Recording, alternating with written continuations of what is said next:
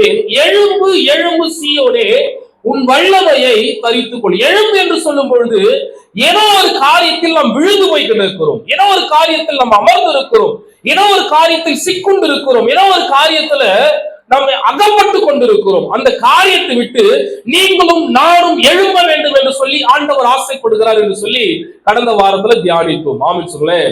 என்ன காரியத்திலிருந்து எழும்ப வேண்டுமா? அடுத்தடுத்த வசனங்களை வாசிங்க. சொல்றாரு பாருங்க, தூசியை உதறிவிட்டு எழுந்துரு. ஆமென் சொல்லுங்களேன். அல்லேலூயா. தூசியை உதறி விட்டு எழுந்துரு அப்படின்னா இது உனக்கு தேவையில்லாதது. நீ ஏதோ ஒரு இடத்துல அமர்ந்து கொண்டு இருக்கிறாய், உன் கம்ஃபர்ட் ஜோனா இருக்கலாம். ஏதோ ஒரு காரியத்துல இது எனக்கு போதும், இந்த இடத்துல நான் சுகமா இருக்கிறேன், இந்த இடத்துல சுகமாய் தங்கி இருக்கிறேன், ஆஹா இது எவ்வளவு அருமையா இருக்கிறது. 38 வருஷமாய் ஒரு முடவன் ஒரு குளத்தண்டையில் படுத்துக் கொண்டிருக்கிறான். அந்த குளத்தண்டையில் அவனுக்கு என்ன ஒரு ஃபர்ஸ்ட் நாள் என்ன பண்ணிருப்பான், பயங்கரமான எக்ஸ்பெக்டேஷன் வந்திருப்பான். ஒரு வாரம் ஒரு எக்ஸ்பெக்டேஷன் இருந்திருக்கும். தேவதூதன் இறங்கி கலக்குவான். கலக்கும் பொழுது நான் விழுந்தால், நான் அதில் தண்ணீருக்குள் மூழ்கினால் நான் ரட்சிக்கப்படுவேன், என்னுடைய சரீரம் ஒரு புதிய சரீரமாய் மாறும் என்று சொல்லி ஒரு நாள் என்ன பண்ணிருப்பான், ஒரு மிகப்பெரிய எக்ஸ்பெக்டேஷன் இருந்திருக்கும். இரண்டாவது நாள் ஒரு எக்ஸ்பெக்டேஷன் இருந்திருக்கும். ஒரு வாரம் கழிச்சு ஒரு எக்ஸ்பெக்டேஷன் இருந்திருக்கும். ஒரு மாசம் சரி பரவாயில்லப்பா இருக்கும். ஏதோ ஒரு பண்டிகை நாள் அன்னைக்கு, ஆஹா இன்னைக்கு ஜனங்கள்லாம் கூடுவாங்க, இன்னைக்கு ஸ்பெஷல் ஆராதனை நடக்குது, இன்னைக்கு தேவதூதன் இறங்கி கலக்கிறான் என்று சொன்னால், அதில் நான் இறங்கினேன் என்று சொன்னால் நிச்சயமா எனக்கு ஒரு சுகத்தை கொடுப்பார். வருஷத்துக்கு ஒரு முறை ஒரு எக்ஸ்பெக்டேஷன் இருந்திருக்கும். அல்லேலூயா. வார வாரம் சபைக்கு வர நாமளே, வார்த்தை கேட்கிற நாமளே ஒரு சில நேரத்துல என்ன பண்ணிடுறோம், அட போப்பா இதனடா வாழ்க்கை அப்படின்னு சொல்லிட்டு எல்லாத்தையும் விட்டுடுறோம். அப்போ இவர் என்ன 38 வருஷமா வாசல்ல குளத்தண்டையில படுத்திருக்கிற இவன் மைண்ட்ல என்ன இருக்கும், அதாவது கலக்கும் போது கலக்கிட்டு நமக்கு உதவி செய்யறதுக்கு யாரும் இல்லை, கம்ஃபர்ட்டா இருக்கிற, வரவெல்லாம் காசு போட்டு போறோம், ஏதோ ஒரு வேளை சாப்பாடு கொடுக்குறான், இப்படியே உட்கார்ந்துட்டு இருப்போம், இப்படியே படுத்துட்டு இருப்போம் அப்படின்னு சொல்லிட்டு ஒரு வேளை இவன் மைண்ட்ல கூட நினைச்சிட்டு இருந்திருக்கலாம். அல்லேலூயா. எப்படி நம்முடைய வாழ்க்கையில நாம ஏதோ ஒரு காரியத்துல கம்ஃபர்ட் ஜோன்ல உள்ள போய் உட்கார்ந்துட்டு இதை விட்டு நான் வெளியே வர மாட்டேன், நான் இப்படியே இருக்கிறேன், இது எனக்கு போதும், இந்த வாழ்க்கை எனக்கு போதும், இந்த ஆசீர்வாதம் எனக்கு போதும் அப்படின்னு சொல்லிட்டு எது உன்னுடைய ஆசீர்வாதம் இல்லையோ அதை உன்னுடைய ஆசீர்வாதமாய் நினைத்துக் கொண்டு நீ அதிலே மூழ்கி கிடக்கிறாயோ அதை விட்டு வெளியே வர வேண்டும் என்று ஆண்டவர் ஆசைப்படுகிறார். தூசியை உதறிவிட்டு எழுந்துறான்னு சொல்ற. தூசியை உதறிவிட்டு எழுந்து, மேல ஒரு அழுக்கு படிஞ்சு இருக்குல்ல, எவ்வளவு நாள் இதே இடத்துல உட்கார்ந்துட்டு இருப்பேன், எவ்வளவு நாள் இங்கே தேய்ச்சிட்டு இருப்பேன், எவ்வளவு நாள் இதே செஞ்சுட்டு இருப்பேன், எவ்வளவு நாள் இதே வேலையை செஞ்சுட்டு இருப்பேன், எவ்வளவு நாள் இப்படியே உட்கார்ந்துட்டு இருப்பேன், எவ்வளவு நாள் இதே வாழ்க்கையை வாழ்ந்துட்டு இருப்பேன், போர் அடிக்கல உனக்கு. அல்லேலூயா. தூசியை உதறி விட்டு எழுந்துரு. அல்லேலூயா. முதல் தூசி தான் பார்த்தோம், எது நம்முடைய வாழ்க்கையில நம்மை அமிழ்த்தி கொண்டிருக்கிறது, எழுந்திருக்க விடாதபடி நம்மை கடின இருதயத்தோடு வைத்திருக்கிறது சொன்னா நம்முடைய துக்கம் நம்முடைய வாழ்க்கையில ஒரு மிகப்பெரிய தூசியாய் நம்மை எழும்ப விடாமல் தடுத்து கொண்டிருக்கிறது. அதை உதறிவிட்டு நீங்களும் நானும் எழும்ப வேண்டும் என்று சொல்லி கடந்த வாரத்துல நாம் தியானித்தோம். எத்தனை பேருக்கு ஞாபகம் இருக்கு? நம்முடைய துக்கத்தை விட்டு நம்ம என்ன பண்ணணும், முதல்ல எழுந்திருக்கணும். ஆமென் சொல்லுங்களேன். தாவீது எவ்வளவு அழகாய் தன்னுடைய துக்கத்தை ஹேண்டில் பண்ணார்னு பார்த்தோம். யாக்கோபு எவ்வளவு அது நான் பாதாளத்துக்கு இறங்கினாலும் போதும் அப்படின்னு சொல்லிட்டு அவரு மன அழுத்தத்திற்குள் போனார் என்பதை நம்ம பார்த்தோம் இல்ல. இன்றைக்கு இரண்டாவது ஒரு காரியத்தை நாம் தியானிப்போம். நம்முடைய வாழ்க்கையில நாம் எழும்ப வேண்டிய இன்னொரு காரியம். நீங்க கேட்கும் போது சிரிப்பீங்க, நீங்க கேட்கும் போது என்ன பண்ணுவீங்க, சிரிக்காம இருக்கிறவங்களுக்கு நான் பிரைஸ் கொடுக்குறேன், ஒரு கிஃப்ட் கொடுக்குறேன். எதை விட்டு எழுந்திருக்கணுமா? தூக்கத்தை விட்டு எழுந்திருக்கணுமா? எதை விட்டு எழுந்திருக்கணுமா? தூக்கத்தை விட்டு எழுந்திருக்கணும். ஆமென் சொல்லுங்க. இனி எத்தனை பேர் காலையில சீக்கிரம் எழுந்தீங்க? 2 3 பேர் கையை உயர்த்துறாங்க, 4 பேர் கையை உயர்த்துறாங்க. காலையில சீக்கிரம் நான் எழுந்துட்டேன். அல்லேலூயா. நம்முடைய வாழ்க்கையில நல்லா புரிஞ்சுங்க, தரித்திரத்தையும் ஆசீர்வாத குறைவுகளையும் நன்மையை பெற்றுக் கொள்ளுவதற்கு தடையா இருக்கிற இரண்டாவது ஒரு காரியம் என்னன்னு சொன்னா நம்முடைய தூக்கம். நம்முடைய தூக்கம் அதெல்லாம் புரிஞ்சுங்க. பெரிய பெரிய மல்டி பில்லியனியர்ஸ்லாம் நிறைய தூங்க மாட்டாங்க, நிறைய பண்ண மாட்டாங்க. அவங்க தூங்குகிற நேரம் எவ்வளவு இருக்கும் அப்படின்னா அதிகபட்சம் ஒரு 4 மணி நேரம் 5 மணி நேரம் தான் தூங்குவாங்க.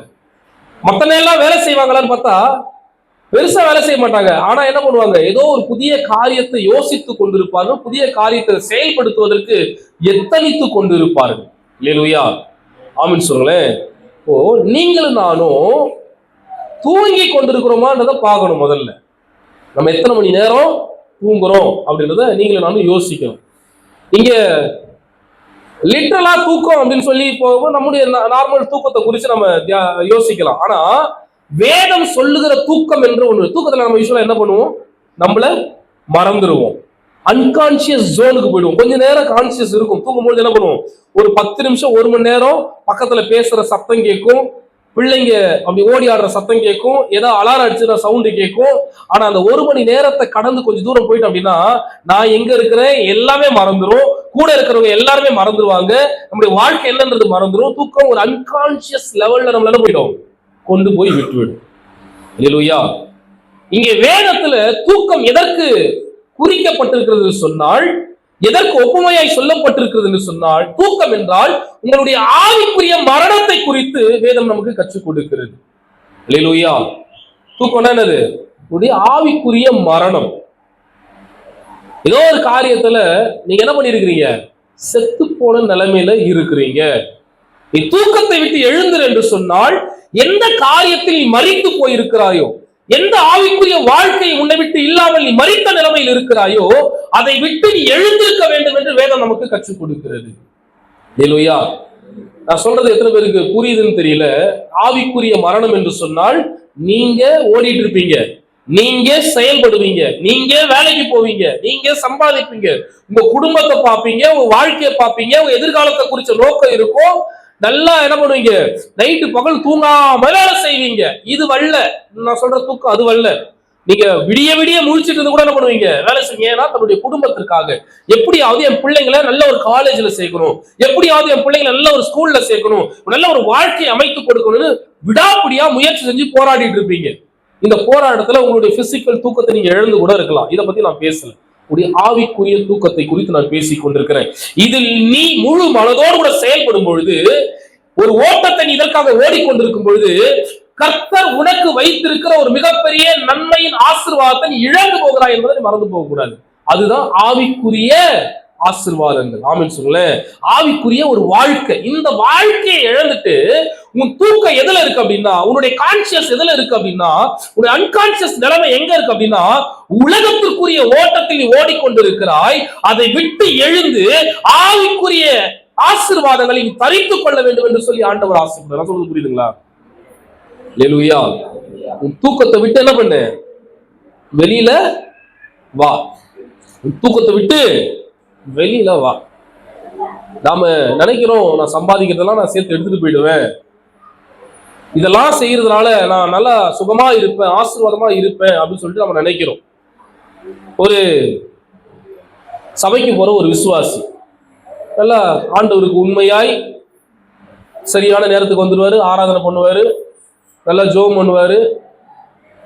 அதே நேரத்துல அவருடைய மைண்ட் கொஞ்சம் கொஞ்சமா நல்லா சம்பாதிக்கணும், நிறைய சேர்த்து வைக்கணும், நல்லா சம்பாதிக்கணும், சேர்த்து வைக்கணும்னு சொல்லிட்டு என்ன பண்ணிட்டாரு, சேர்த்து வைக்க ஆரம்பிச்சார். ஆண்டவர் ஒரு நாள் பார்த்துறாருப்பா, திடீர்னு தேவதூதன் இறங்கி வந்து, நாளையோட நீ இந்த பூமியில வாழ போறது இல்ல, உன் கடைசி ஆசை என்ன சொல்லு, உன் கடைசி ஆசை என்ன பண்ற, நான் நிறைவேற்றி வைக்கிறேன், நாளைக்கு நீ என்னோட கூட என்ன பண்ணுவ, பரலோகத்துல இருப்ப. வாக்கு தத்துவத்தை கொடுத்துட்டாங்க. எங்க இருப்ப, பரலோகத்துல இருப்ப. ஏன்னா நீ உண்மையா இருந்திருக்கிற, பரலோகத்துல இருப்ப. ஒரே ஒரு ஆசை மாத்திரம் சொல்லு, நான் நிறைவேற்றிடுறேன், இன்னைக்கு ஒரே நாள்ல நான் உனக்கு நிறைவேற்றி முடிச்சிடுறேன் அப்படின்னு சொல்லும் பொழுது இந்த மனுஷன் கேட்டாராம்,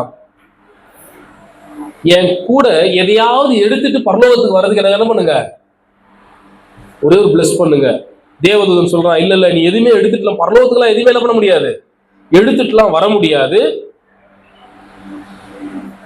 நான் உன்னை மாத்திரம் தான் கூட்டு போவேன், இந்த பூமிக்குரிய எந்த காரியமும் பரலோகத்துக்குள்ள என்ன பண்ண முடியாது, வர முடியாது, நான் உன்னை மாத்திரம் தான் கூட்டு போவேன். இவன் ரொம்ப வற்புறுத்தலாம் தேவதூதனை பார்த்து, இல்ல இல்ல, நான் இவ்வளவு கஷ்டப்பட்டிருக்கிறேன், நான் எதையாவது ஒன்று பரலோகத்துக்கு நான் எடுத்துட்டு வரணும், இவ்வளவு பூமியில நான் கஷ்டப்படுறதுக்கு ஏதாவது ஒரு பிரயோஜனம் இருக்கணும், இல்ல நான் எதையாவது எடுத்துட்டு வரணும், எனக்கு தயவு செஞ்சு உதவி பண்ணுங்க, ஆண்டோட்ட பேசிட்டு கூட சொல்லுங்க அப்படின்னு சொல்லிட்டு, இல்ல நான் வரவே இல்லை பரலோகத்துக்கு அப்படின்னு சண்டை போடுறான் தேவதூதன். சரி ஒரு நிமிஷம் வெயிட் பண்ணுப்பான்னு சொல்லிட்டு தேவதூதன் என்ன பண்ணாரு, ஆண்டோட்ட கேட்க போனார். போய் கேட்டுட்டு கொஞ்ச நேரம் கழிச்சு வந்தாரு. அப்பா சரி, ஆண்டவர் சொல்லிட்டாரு, உனக்கு தேவையான ஏதாவது ஒரு பொருளை நீ என்ன பண்ணலாம், எடுத்துட்டு வரலாம், ஆண்டவர் கிராண்டட் பண்ணிட்டாரு, அதனால என்ன பண்ணு, எடுத்துட்டு வா, நாளைக்கு நீ பரலோகம் வந்துருவ அப்படின்னு சொல்லிட்டாரு. இவன் என்ன பண்ணா, வேக வேகமா போயிட்டு தான் கிட்ட இருக்கிற பணம் பொருள் எல்லாத்தையும் தங்கமா மாத்திட்டான். என்ன பண்ணிட்டான், தங்கமா மாத்திட்டு ஒரு சூட் கேஸ் நிறைய எடுத்துக்கிட்டான். எடுத்துக்கிட்டு மறுநாள் கேட் வாசல்ல வந்து நிக்கிறாரு. எங்க, பரலோகத்து கேட்டு வாசல்ல. இவரை கூப்பிட்ட தேவதூதன் வாசல் நிக்கிறான். பா வந்துட்டியா, சரி சரி ஓகே, சரி உன் கூட என்னத்தை எடுத்துட்டு வந்திருக்கிற சொல்லு அப்படின்றாரு. இவனுக்கு தம் கையில் இருக்கிற, அவர் கேட்ட கேள்வி எப்படின்னா, இவ்வளோ கஷ்டப்பட்டு இது வரைக்கும் யாருமே செய்ய முடியாத ஒரு விஷயத்த ஆண்டவர்கிட்ட உனக்காக நான் என்ன பண்ணிருக்கிறேன், வாதாடி நான் உனக்கு பெற்று கொடுத்துருக்கிறேன். அப்படி என்ன உங்களுக்கு தேவையான ஒரு பொருள் பரலோகத்துக்கு எடுத்துட்டு வர அளவுக்கு உனக்கு என்ன பொருள் தேவைப்பட்டுச்சு, எங்க காமினும் போது சூட் கேஸை திறந்து காமிச்சா ஒரே தங்க கட்டியா இருந்தான். தேவதூதன் பார்த்துட்டு கேட்டானா, இந்த கல்லை எதுக்கு இங்க எடுத்துட்டு வந்த, இந்த கல்லை படிக்கட்டு போறதுக்காக இந்த கல்லை எடுத்துட்டு வந்த. நான் சொல்றது எத்தனை பேருக்கு புரியுது? நம்ம பார்வைக்கு தங்கமா இருப்பதும் வெள்ளியா இருப்பதும் பொன்னா இருப்பதும் ஆசீர்வாதமா இருப்பதும் தேவனுடைய பார்வையில அது வெறும் கல்லா இருக்கிறது. இந்த கல்லை நோக்கி தான் நாம் என்ன பண்ணிட்டு இருக்கிறோம், ஆவிக்குரிய ஆசீர்வாதங்களை இழந்து அந்த நன்மையை தேடி ஓடிக்கொண்டிருக்கிறோம். அல்லேலூயா. அந்த நன்மையை தேடி, இதுதான் என்னுடைய ஆசீர்வாதம், இதுதான் என்னுடைய நன்மைன்னு சொல்லிட்டு ஓடிட்டு இருக்கு. வாசிங்க ஒரு வசனத்தை, லூக்கா 22வது அதிகாரம் 45வது வசனத்தை வாசிங்க. 45, 46.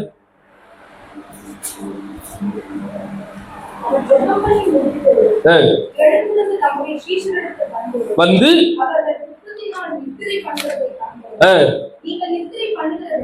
இவங்க ஆண்டவர் ஜோம் பண்ண போறாரு. ஆண்டவருடைய வழக்கம் எப்பவுமே காலையில என்ன பண்ணுவார், அதிகாலையில ஜோம் பண்ண போவார். இப்போ சீஷர்களை கூப்பிட்டு போவார். எப்பவுமே பேதுருவும் யோவானும் கூட இருப்பாங்க, யாக்கோபு இருப்பாரு. இப்ப ஆண்டவர் போய் ஜோம் பண்ணிட்டு வர்றாரு. இவங்க வந்து பார்த்தா தூங்கிட்டு இருக்கிறாங்க. ஏன் தூங்கிட்டு இருக்கிறாங்கன்னா, ஆண்டவர் கொஞ்ச நாள் தான் சொல்லியிருப்பாரு, இந்த மாதிரி நான் எருசலேமுக்கு போறேன், நான் மரணமடைய போறேன் சொன்னோடனே இந்த துக்கம் இவங்களை என்ன பண்ணிடுச்சு, இருதயத்தை அடைச்சிடுச்சு. இவங்களுக்கு இந்த துக்கத்தினால ஜெபம் பண்ண முடியல. இந்த துக்கத்தினால இந்த ஆவிக்குரிய வாழ்க்கையை குறித்து தானே ஒரு வெளிப்பாடு இல்லை. இந்த துக்கத்தினால நாளைக்கு நான் என்ன செய்ய போறேன்றது தெரியல. என்ன பண்ணிட்டாங்க, சோர்ந்து போய் படுத்து தூங்கிட்டாங்க. அதுதான் எங்க ஆண்டவர் சொல்றாரு. வாசிங்க.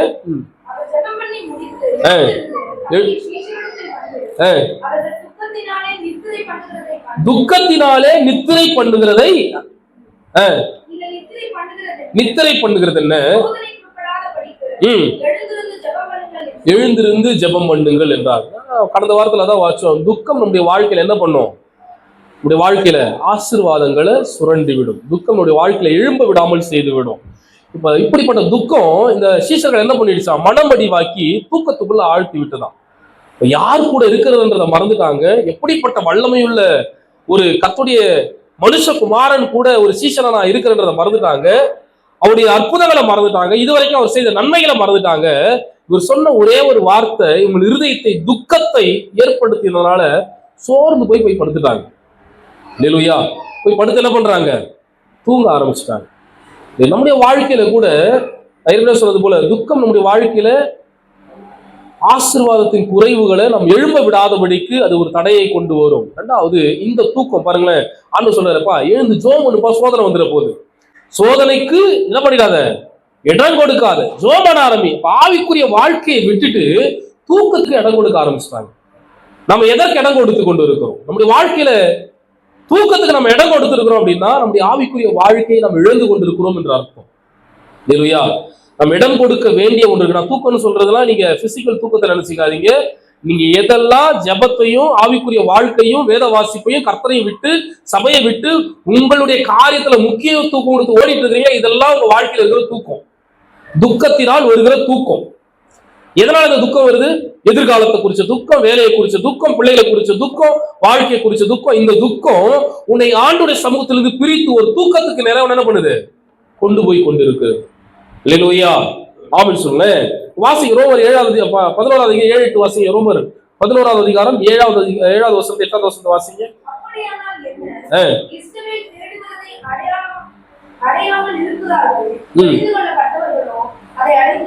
ரோமர் 11:7-8. ரோமர் 11 காணாதிருக்கிற கண்களையும் கேளாதிருக்கிற காதுகளையும் கன நித்திரையின் ஆவியையும் காணாது இருக்கிற கண்களையும். இது யாருக்கு கொடுத்திருக்கிறாங்களா? ஆவிக்குரிய வாழ்க்கையை எதிர்பார்க்காத, ஆவிக்குரிய வாழ்க்கை வேண்டாம் என்று சொல்லுகிற ஜனங்களுக்கு காணாது இருக்கிற கண்கள் கன நித்திரையின் ஆவி. ஆமென் சொல்லுங்களேன்.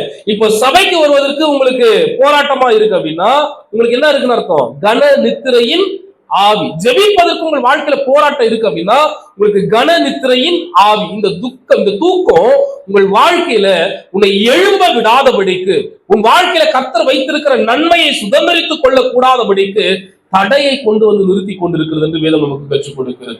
அல்லேலூயா. அன்பு சகோதரே சகோதரியே, தூக்கத்தை விட்டு என்ன பண்ணு? முதல்ல எழுந்திருக்கணும். நம்முடைய தூக்கத்தை விட்டு எழுந்திரு. எந்த காரியத்துல நீங்க தூங்கிட்டு இருக்கீங்கன்றத பாருங்க. எந்த காரியம் உங்களை அன்கான்சியஸ் மைண்ட்ல உங்களை கொண்டு போய் கொண்டிருக்கிறது, உங்களை மறந்து, உங்க காரியங்களை மறந்து, ஆண்டவர் மறந்து, வேதம் வாசிக்கிறத மறந்து, ஜெபத்தை மறந்து, எது உங்களை வேறு பிரிச்சு ஏதோ ஒரு தனியான ஒரு ரூட்ல உங்களை கொண்டு போயிட்டு இருந்தோ, இதெல்லாம் உங்க வாழ்க்கையில நீங்கள் அனுமதித்திருக்கிற தூக்கங்கள். இந்த தூக்கத்தை விட்டு நீ வெளியே வரல அப்படின்னா உன்னால ஒரு நாள் எழும்பி பிரகாசிக்கவே முடியாது. அல்லேலூயா, அல்லேலூயா. தூக்கத்தை விட்டு எழுந்திருக்க வேண்டும். உங்கள் தூக்கத்தை விட்டு நீங்கள் எழுந்திருக்க வேண்டும். எடுத்து வாசிங்க நீதிமொழிகள் 6வது அதிகாரம் 9வது வசனம். நீதிமொழிகள் 6வது அதிகாரம் 9வது வசனத்துல வாசிங்க. சோம்பேறியே, எவ்வளவு நேரம் படுத்திருப்பாய்? எப்பொழுதும் தூக்கத்தை விட்டு எழுந்திருப்பாய். சோம்பேறி என்றார் ஆண்டவர். எவ்வளவு நேரம் படுத்திருப்ப? பிசிக்கலாவும் எடுத்துக்கலாம், ஸ்பிரிச்சுவலாவும் எடுத்துக்கலாம். சோம்பேறியே, எவ்வளவு நேரம் நீ படுத்துட்டு இருப்ப? எவ்வளவு நேரம் தூங்கிட்டு இருப்ப? உன் தூக்கத்தை விட்டு எழுந்துற. வாசிங்க. இன்னும் கொஞ்சம் தூங்கட்டும். ஸ்னூஸ் பண்ணிட்டே இருப்பாங்க. அந்த அலாரம் வரும்போது என்ன பண்ணுவாங்க? ஸ்னூஸ் பண்ணுவாங்க. காலைல 5 மணிக்கு எழுந்திருக்கணும்னு சொல்லி அலாரம் வச்சிருப்பாங்க. ஆனா அதை அடிக்கும் போது என்ன பண்ணுவாங்க? இன்னும் ஒரு 5 நிமிஷம், இன்னும் ஒரு 5 நிமிஷம் பார்த்தா திரும்ப அன்கான்சியஸ் லெவல். திரும்ப என்ன பண்ணிடுவோம்? பார்த்தா டைம் ஆயிடுச்சு. ஐயோ 1 மணி நேரம் ஆயிடுச்சு. 5 மணிக்கெல்லாம் எழுந்திருக்கணும்னு நினைச்ச, மணி 6 ஆயிடுச்சு. அல்லேலூயா. இப்படிதான் நம்முடைய ஆவிக்குரிய வாழ்க்கை இருக்கு. நாளைக்கு போய் ஜெபம் பண்ணிக்கலாம், நாளைக்கு சபைக்கு போய்க்கலாம். இந்த வாரம் என்ன? இந்த வாரம் 2வது வாரம் தானே நடக்குது. அடுத்த வாரம் 3வது வாரம் தானே, 4வது வாரம். இன்னைக்கு பெருசா யாரும் வரமாட்டாங்க, இவங்க தான் ஆராதனை பண்ணுவாங்க, இவங்க தான் செய்தி கொடுப்பாங்க. அடுத்த வாரம் சேர்ந்து போயிட்டோம்னா கம்யூனியன் எடுத்துக்கலாம். இல்லையா? இன்னும் கொஞ்சம் ஒரு எக்ஸ்டென்ஷன், இன்னும் ஒரு மணி நேரம், இன்னும் 1 மணி நேரம் நான் தூங்குறேன், இன்னும் 1 மணி நேரம் ஜெபிக்கிறதுல தாமதம், இன்னும் 1 மணி நேரம் ஆவிக்குரிய வாழ்க்கையில தாமதம், இன்னும் 1 மணி நேரம் ஐக்கியப்படுவதில் தாமதம். ஆமென் சொல்லுங்களேன். அல்லேலூயா. நம்ம எந்த காரியத்துல தூங்கி கொண்டிருக்கிறோம்? அன்பு சகோதரி சகோதரியே, உன் வாழ்க்கையில கர்த்தர் கொடுக்கிற நன்மையை நீ இழந்து போகிறாய் என்பதை நீ மறந்து போகக்கூடாது.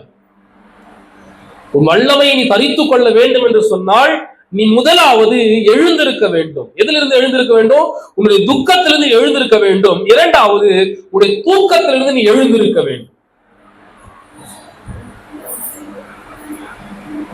மனுஷன் தன்னுடைய ஆயுசு நாட்கள்ல பாதிய தூக்கத்திலே கழிச்சிடுறாங்க.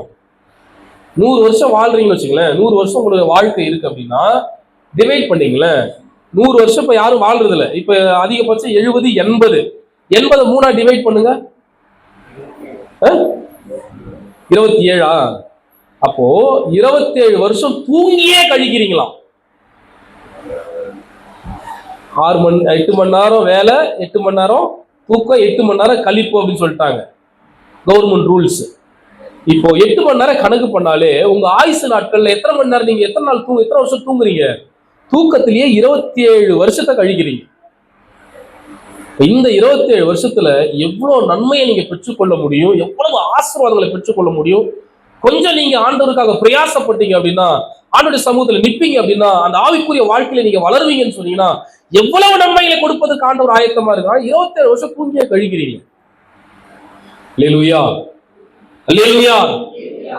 நாம என்ன பண்ணணுமா? நம்முடைய ஆவிக்குரிய ஆசீர்வாதங்களை பெற்றுக்கொள்வதற்கு, எழும்புவதற்கு தூக்கத்திலிருந்து முதலாவது எழுந்திருக்க வேண்டும். அல்லேலூயா. நம்முடைய ஆவிக்குரிய தூக்கத்திலிருந்து எழும்ப வேண்டும். உலக பிரகாரமாய் நம்ம தூங்குவதில் நம்ம என்ன பண்ணணும்? நேரத்தை கம்மி பண்ணணும். சின்ன பிள்ளைங்க தூங்கலாம், பிரச்சனை இல்லை. அதுங்களுக்கு பெருசா எந்த ஒரு காரியமும் இல்லை. அது அவங்களே என்ன பண்றாங்க? படின்னு காலையில் எழுப்பி விட்டுறாங்க, நைட்டு ஃபுல்லா படிக்க வைக்கிறாங்க. ஆனா பெரியவங்க தான் நம்ம என்ன பண்றோம்? தூங்கி தூங்கி வழிஞ்சு நம்முடைய நாட்களை தூக்கத்தில் கழித்து கொண்டிருக்கோம். அந்த நேரத்துல தேவனுடைய சமூகத்தில் கழிச்சா நம்முடைய ஆவிக்குரிய வாழ்க்கையாவது என்ன பண்ணும்? இன்னும் 4 பேருக்கு பிரயோஜனம் உள்ளதா ஆண்டவர் நம்மளை மாற்றுவார். வாசிங்க. 20:13 வாசிங்க. அதே நீதிமொழிகள் 20:13 வாசிங்க. தூக்கத்தை விரும்பாதே, விரும்பினால் தரித்திரனாவாய். பாருங்களேன், தூக்கத்தை விரும்பாதே, சொல்லுங்களேன், தூக்கத்தை விரும்பாதே. பக்கத்துல கை பிடிச்சிங்க, பக்கத்துல கை பிடிச்சிங்க, பக்கத்துல கையை பிடிச்சிங்கன்னு சொன்னேன்.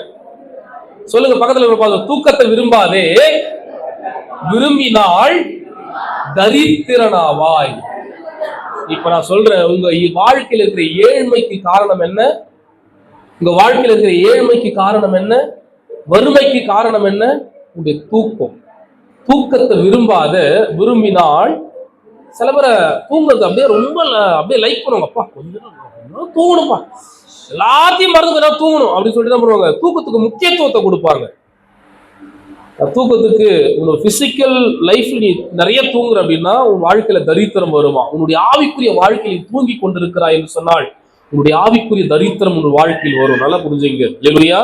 ஒரு தரித்திரம் என்பது ஆவிக்குரிய வாழ்க்கைக்கும் பொருந்தும், உடைய இந்த உலக பிரகாரமான வாழ்க்கைக்கும் பொருந்தும். நீ நிறைய தூங்கிட்டு இருக்கிற அப்படின்னா வாழ்க்கையில தரித்திரம் வரும். உன் கையின் பிரயாசங்கள் ஆசீர்வாதம் இருக்காது, உனக்கு நன்மை இருக்காது. நீ நல்லா கஷ்டப்படுவ, நல்லதான் வேலை செய்வ, ஆனா உனக்கு கிடைக்க வேண்டிய நன்மை வராது. ஏன் அப்படின்னா நீ நிறைய தூங்குறதுனால உன்னுடைய தரித்திரம் உன்னை சூழ்ந்து கொண்டு இருக்கும். வசனம் நமக்கு சொல்லிக் கொடுத்து பாருங்களேன். தூக்கத்தை விரும்பாதே, விரும்பினால் வாசிங்க. தூக்கத்தை விரும்பாதே, விரும்பினால் தரித்திரனாவாய். கண் விழித்திரு, அப்பொழுது ஆகாரத்தினால் திருப்தியாவாய். உன்னை வேலை செய்யணும் கூட சொல்ல ஆண்டவர், போய் வேலை செய்ப்பா ஆகாரம் கிடைக்கும் சொல்ல. நீ விழித்திருந்தாலே உனக்கு ஆசீர்வாதம்ன்ற. நீ தூங்கிட்டு இருக்காத, தூங்கி விழுந்துட்டு இருந்தா உனக்கு தரித்திரம் தான் வந்து சேரும். நீ விழித்திருப்பாய் என்று சொன்னால் எதுல விழித்திருக்க? உன் ஆவிக்குரிய வாழ்க்கையில நீ விழிப்புள்ளவனாய் இருக்க வேண்டும். கர்த்தருடைய சமூகத்தில் நீ விழிப்புள்ளவனாய் இருக்க வேண்டும். நீ எழுந்திருக்க வேண்டும். உன் தூக்கத்தை விட்டு நீ எழுந்திருக்க வேண்டும். எந்த காரியத்தில் நீ தூங்கி கொண்டு இருக்கிற, எந்த துக்கம் உன்னை அவிழ்த்து உன்னை தூக்கத்துக்கு நேரம் நடத்தி கொண்டு அதை விட்டு நீ எழுந்திருப்பாய் என்று சொன்னால் கர்த்தர் உன்னை பிரகாசிப்பிக்க பண்ணுகிற தேவனாய் இருக்கிறார். இல்லையா? உன் வாழ்க்கையில வெளிச்சத்தை கொடுக்கிற தேவனாய் இருக்கிறார். வாசி அதே நீதிமொழிகள்ல 23வது அதிகாரம் 21வது வசனத்தை வாசிங்க. குடியனும் போஜன பிரியனும் தரித்திர. பாருங்க, இதுதான் தூக்கம். என்ன ஆகுது இவனோட தூக்கம்? நான் சொல்றது ஆவிக்குரிய தூக்கம். உன்னுடைய லைஃப்ல எங்க போயிடுது? உலக பிரகாரமான ஆசீர்வாதத்துக்கு நேரம், உலகத்தை நோக்கி, உலகத்தின் நன்மை, உலகத்தின் சுகம், உலகத்தின் ஆசாபாசங்கள். இந்த உலகத்துக்குள்ள நான் எதையாவது செஞ்சுக்கிட்டா போதும், எனக்கு ஒரு மேன்மை கிடைச்சிட்டா போதும், எனக்கு கனம் கிடைச்சிட்டா போதும், எதையாவது சுதந்திரித்துட்டா போதும், ஒரு வீடு வாங்கணும், வாசல் வாங்கணும், இப்படியே ஓடிட்டு இருக்கிறது ஒரு தூக்கம் வேதம் நமக்கு கற்றுக் கொடுக்கிறது. ஆவிக்குரிய தூக்கத்தில் வாழ்ந்து கொண்டிருக்கிற குடியனும் போஜன பிரியனும் சொன்னா உலகத்தை நோக்கி ஓடிட்டு இருக்கான். எதையா சம்பாதிக்கணும், நல்லா சாப்பிடணும், சுகமா இருக்கணும் அப்படின்னு சொல்லிட்டு இவன் தரித்திரனாவானா. உடைய வாழ்க்கையில உன் கையின் பிரயாசங்களிலும் தரித்திரம் உண்டாகும், உன் ஆவிக்குரிய வாழ்க்கையிலும் தரித்திரம் உண்டாகும் என்று வேதம் நமக்கு கற்றுக் கொடுக்கிறத பார்க்கிறோம். அல்லேலூயா. எந்த சகோதரியே, நீ தூக்கத்தை விட்டு முதலாவது எழுந்திருக்க வேண்டும். எதுல தூங்கி கொண்டிருக்கிற? எந்த காரியத்தில் தூங்கி கொண்டிருக்கிற? நீ தரித்திரனாய் ஆகாதபடிக்கு, நீ கர்த்தருடைய நன்மை இழந்து போகாதபடிக்கு உன் தூக்கத்தை விட்டு எழுந்துரு என்று சொல்லி ஆண்டவர் நமக்கு கற்றுக் கொடுக்கிறத பார்க்கிறோம். இந்த ஒரு மனுஷனை குறித்து நம்ம வாசிக்க முடியும். நியாயாதிபதிகள் புத்தகத்துல இவனுக்கு ஒரு தூக்கம் ரொம்ப சுகமா கண்டது. யாரு? தெலீலாவுடைய மடி. எப்போ போனாலும் ஒரு மடியில படுத்து பண்ணிடுவாரு, தூங்கிடுவாரு. ஆண்டவர் இவனை எதற்காக தெரிந்து கொண்டார் என்று சொன்னால், இஸ்ரவேல் ஜனத்திற்கு நியாயம் தீர்க்கிற ஒரு நியாயாதிபதியாய் ஒரு டாஸ்க, ஒரு மிகப்பெரிய பொறுப்பை கொடுத்து இவனை ஆண்டவர் தன்னுடைய சார்பில ஒரு ஸ்தானாதிபதியாய் வைப்பார் என்று சொன்னால், ஆனால் இவன் விரும்பினதோ என்றால் தெலீலாவுடைய மடியில படுத்து தூங்குவதே அவன் விரும்பினான். அல்லேலூயா. தெலீலாவுடைய மடியில படுத்து தூங்குறதே விரும்பினான். போய் என்ன பண்ணுவாரு? ஆஹா, எவ்வளவு சுகமா இருக்கு, எவ்வளவு ஜாலியா இருக்கிறேன்னு படுத்து தூங்க ஆரம்பிச்சவரு கடைசியில ஒரு நாள் கண் பிடுங்கப்பட்டவனாய் போனான் என்று வேதம் கற்றுக் கொடுக்கிறது. அல்லேலூயா.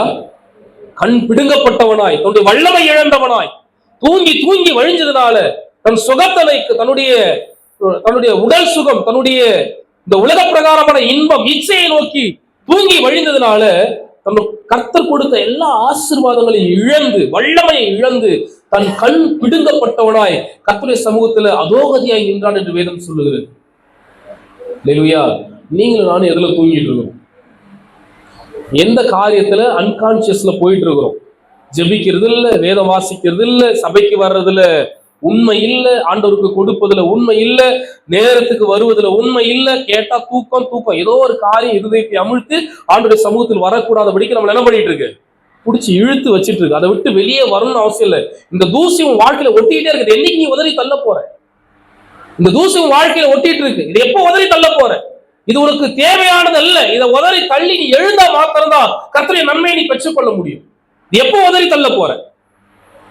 ஆனா சொல்ல, தூசியை உதறிவிட்டு எழுந்து, தூசியை உதறிவிட்டு எழுந்து. அல்லேலூயா. வாசிங்க, ஒரு சம்பவத்தை நம்ம வேதத்துல வாசி, நான் முடிக்கிறேன். உன்னத பாட்டு 5வது அதிகாரம் 2ல இருந்து வாசிங்களேன்.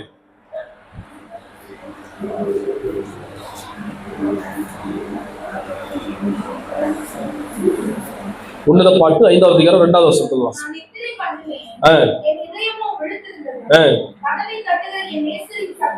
இங்க ஒரு அம்மா தூங்கிட்டு இருக்காங்க. யாரு? உங்க பேரு சூலமித்தின்னு சொல்லிட்டு சாலமோன் என்கிற ராஜா தன்னுடைய உன்னத பாட்டு புத்தகத்துல எழுதி வைத்திருக்கிற ஒரு சம்பவத்தை இங்க நம்ம வாசிக்கிறோம். சூலமித்தி சொல்றாங்க, நான் போய் நித்திரை பண்ணினேன், என் இருதயமோ விழித்திருந்தது. எதற்காக விழித்திருந்ததா? வாசிங்க. கதவை தட்டுகிற என் நேசரின் சத்தத்தை கேட்டேன். என் சகோதரியே, என் பிரியமே, என் புறாவே, என் உத்தமியே, கதவை திற. அன்னைக்கு சாலமோன் ராஜா சூலமித்தி கிட்ட, அம்மா எழுந்துருமா, உள்ள படுத்து தூங்காத, நான் வந்திருக்கிறேன் அப்படின்னு சொல்லிட்டு என்ன பண்றாரு, கதவை தட்டுறாரு. என் அழகே, என் ரூபவதியே, என் பிரியமே, என் அன்பே, என் முத்தே, என் பவளமேனு கூப்பிடுற மாதிரி இன்னைக்கு ஆண்டவர் உங்களை தட்டி கூப்பிட்டு இருக்கிறாரு. நீ எழுந்துரு, தூக்கத்தை விட்டு என்ன பண்ணு, எழுந்து வெளியே வா, உனக்கு நான் ஒரு பெரிய நன்மையை வச்சிருக்கிறேன். வாங்கி வெளில போய் துப்பிட்டு வா, வெளியில போய் துப்பிட்டு வா. ஆண்டவர் என்ன பண்றாரு, கதவை தட்டிட்டு இருக்கிறாரு. ஆனா இந்த அம்மா சொல்ற காரியத்தை பாருங்க, வாசிங்க. ஐயோ, என் வஸ்திரத்தை என்ன பண்ணிட்டேன், கழட்டி போட்டுட்டேன். நான் எப்படி அதை திரும்பவும், என்னுடைய பாரமும் என்னுடைய அழுத்தமும் என்னுடைய ஆவிக்குரிய வஸ்திரத்தை நான் கழட்டி போட வச்சிடுச்சு. நான் படுத்து தூங்கிட்டு இருக்கிறேன். நான் எப்படி திரும்பவும் எழுந்து என் வஸ்திரத்தை மீண்டுமாய் உடுத்துவேன்? என் பாதங்களை கழுவி நான் படுத்துட்டு இருக்கிறேன். திரும்ப நான் எப்படி அழுக்காக்குவேன்?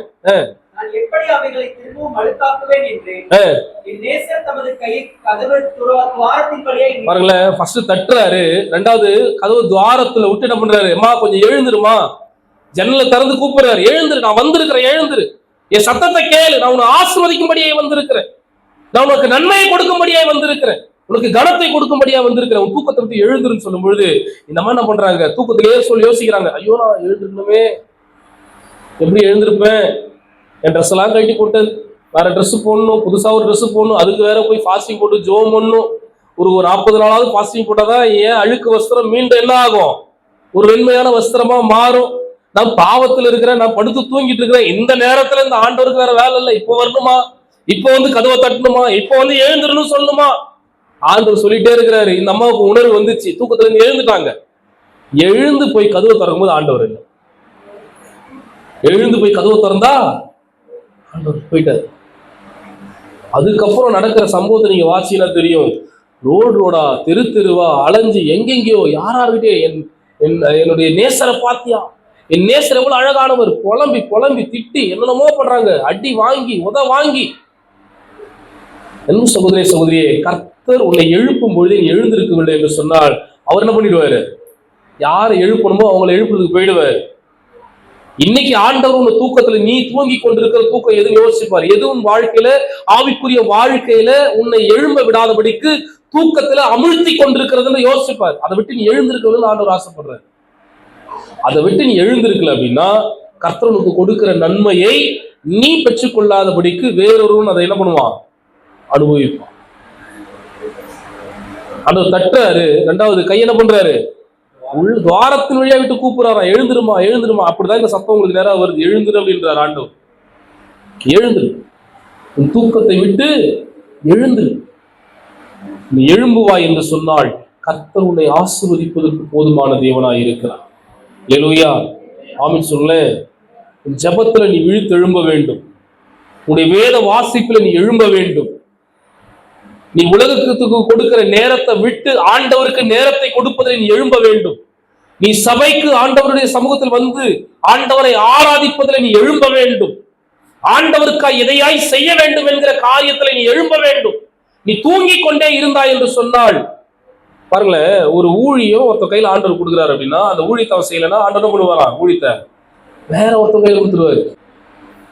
அப்ப உனக்கு கொடுக்கப்பட்ட ஊழியத்துல நீ தூங்கிட்டு இருக்கிறியா, நீ உற்சாகமா அதை செஞ்சிட்டு இருக்கிறியா, நீ விழித்து இருக்கிறாயா?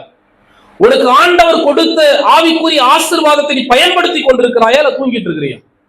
உனக்கு ஆண்டவர் கொடுத்த வரத்தை நீ பயன்படுத்தி கொண்டிருக்கிறாயா அல்லது தூங்கி கொண்டிருக்கிறாயா? உனக்கு ஆண்டவர் கொடுத்த மேன்மையின் கனத்தை நீ பயன்படுத்தி கொண்டிருக்கிறாயா அல்லது நீ அதை இழந்து கொண்டிருக்கிறாயா? எந்த காரியத்தில் நீ தூங்கிட்டு இருக்கு? நீ இன்னைக்கு எழுந்திருக்கல அப்படின்னா கர்த்தருடைய கரம் என்ன பண்ணிடும்? உன்னை விட்டு எடுபட்டு போயிடும். கர்த்தர் உன்னை ஆசீர்வதிப்பதற்கு இன்றைக்கு ஆயத்தம் உள்ள தேவனாய் இருக்கிறார். கர்த்தர் உன்னை எழும்பு என்று சொல்லி ஆண்டவர் உன்னை உற்சாகமூட்டுகிற தேவனாய் இருக்கிறார். நீ எழும்ப வேண்டும். உன்னுடைய ஆவிக்குரிய வாழ்க்கையில் எழும்ப வேண்டும். நீ எழும்பினாதான் பிரகாசிக்க முடியும். எழும்பினாதான் பிரகாசிக்க முடியும். இன்னைக்கு நீ எழுந்திருக்கல அப்படின்னா ஒரு நாள் கண்டிப்பா எழுந்திருப்ப. எழுந்திருக்கும் பொழுது ஆண்டவருடைய பிரசன்னம் அங்க இருக்காது. ஒரு நாள் எழுந்திருப்ப, நான் ஆண்டவருக்காக எதையா செய்யணும், ஆண்டவருக்கான வைராக்கியம் பாராட்டணும், ஆண்டவருக்கான ஊழியத்தை செய்யணும், ஆண்டவருக்காக பாடல் பாடணும், ஆண்டவருக்காக ஜெபிக்கணும், ஆண்டவருடைய சமூகத்தில் நிக்கணும்னு சொல்லிட்டு நீ ஒரு நாள் எழுந்திருக்க வேண்டும் என்று நினைப்பாய். அன்றைக்கு ஆண்டவருடைய பிரசன்னம் உனக்கு இருக்காது. அல்லேலூயா, அல்லேலூயா. நான் சொல்றது எத்தனை பேருக்கு புரியுது? எழும்ப வேண்டும் என்று சொல்லி ஆண்டவர் ஆசைப்படுகிறார். எழும்பு சகோதரியே, சகோதரியே, எழும்பு எழும்பு சீயோனே, உன் வல்லமையை தரித்துக்கொள். அசுத்தன் இனி உன்னிடத்தில், நீ எழும்பிட்ட அப்படின்னா, நல்லா புரிஞ்சுங்க, நீ எழும்பிட்ட அப்படின்னா அடுத்த வசனம் சொல்லுது, அசுத்தன் உன்னிடத்தில் வருவதில்லை, புத்த சேதனம் இல்லாத உன்னிடத்தில் வருவதில்லை. பிசாசுடைய நீ எழும்பிட்ட அப்படின்னா எந்த சத்ரு உனக்கு விரோதமா கிரியை செய்ய முடியாது. நீ எழும்பிட்ட அப்படின்னா எந்த ஒரு பிசாசுடைய பிடி உன் வாழ்க்கையில வரவே வராது. நீ எழும்பிட்ட அப்படின்னா கர்த்தருடைய ஆசீர்வதிக்கு போதுமான தேவனாய் இருக்கிறார். அல்லேலூயா. முதலாவது உன்னுடைய துக்கத்தை விட்டு நீ எழுந்திருக்க வேண்டும். இரண்டாவது உன்னுடைய தூக்கத்தை விட்டு நீ எழுந்திருக்க வேண்டும். அல்லேலூயா. உன் தூக்கத்தை விட்டு நீ எழுந்துட்ட அப்படின்னா கர்த்தர் உன்னை ஐஸ்வர்ய சம்பன்னராய் மாற்றுவதற்கு அவர் போதுமான தேவன். நீ உலக பிரகாரமாய் செய்கிற காரியத்திலும் உன்னை ஐஸ்வர்யவானாய் மாற்றுவார். உன்னுடைய ஆவிக்குரிய வாழ்க்கையில் கர்த்தர் உன்னை ஐஸ்வர்யவானாய் மாற்றுவார். ஐஸ்வர்யவான் என்ன தெரியுங்களா? ஐஸ்வர்யவான் என்ன தெரியுங்களா? எல்லாத்தையும் தனக்கே சேர்த்து வைத்துக் கொள்ளுபவன் ஐஸ்வர்யவான் அல்ல, தன்னிடத்தில் இருக்கிறதை கொடுப்பவன் தான் ஐஸ்வர்யவான். கொஞ்சம் இருந்தாலும் எவன் கொடுக்கிறானோ அவன் ஐஸ்வர்யவான். நிறைய வச்சிருக்கிறான் ஆனா யாருக்கும் கொடுக்க மாட்டேன்றான், அவன் ஐஸ்வர்யவான் அல்ல, அவன் பேர் ஐஸ்வர்யவான் அல்ல. நீ தூங்கினா தரித்திரனாவ, நீ எழுந்திருப்பாய் என்று சொன்னால் கர்த்தர் உன்னை ஐஸ்வர்யவானாய் மாற்ற போதுமுள்ள தேவனாய் இருக்கிறார். அப்படின்னா உன்னை கொண்டு அநேகரை ஆண்டவர் ஆசீர்வதிப்பார். உன் கரத்தை கொண்டு கர்த்தர் என்ன பண்ணுவாரு? அநேகருடைய வாழ்க்கையை கட்டுவார். உன் கரத்தை கொண்டு, உன் ஜெபத்தை கொண்டு உன்னுடைய வாழ்க்கையை ஆண்டவர் என்ன பண்ணுவாரு? உயர்த்துவார். உன்னுடைய வரத்தை கொண்டு உன்னுடைய வாழ்க்கையை ஆண்டவர் மாற்றுவார். நீ ஆண்டவருக்காய் படுகிற பிரயாசத்தை கொண்டு ஆண்டவருடைய வாழ்க்கையில் என்ன பண்ணுவாரு? அற்புத அடையாளங்களை செய்வார். ஐஸ்வர்யவானாய் கர்த்தர் மாற்ற போதுமான தேவனாய் இருக்கிறார். அல்லேலூயா. வாசிங்க அந்த முதல் வசனத்தை. ஏசாயா 52வது அதிகாரம் 1-2 வசனங்கள். எழும்பு எழும்பு சீயோனே, உன் வல்லமையை தரித்துக்கொள், பரிசுத்த நகரமாகிய எருசலேமே, உன் அலங்கார வஸ்திரங்களை உடுத்திக்கொள், விருத்த சேதனம் இல்லாதவனும் அசுத்தனும் இனி உன்னிடத்தில் வருவதில்லை. தூசியை உதறிவிட்டு எழுந்திரு, எருசலேமே வீற்றிரு, சிறைப்பட்டு போன சீயோன் குமாரத்தியே, உன் கழுத்தில் உள்ள கட்டுகளை அவிழ்த்து விடு என்று சொல்லி ஆண்டவர் உங்களோடு கூட பேசிக் கொண்டிருக்கிறேன். சகோதரிய சகோதரியே, நீ எழுந்திருக்க வேண்டிய நேரமாகிவிட்டது. உன் தூக்கத்தை விட்டு, உன் துக்கத்தை விட்டு நீ எழுந்திருக்க வேண்டும் என்று ஆண்டவர்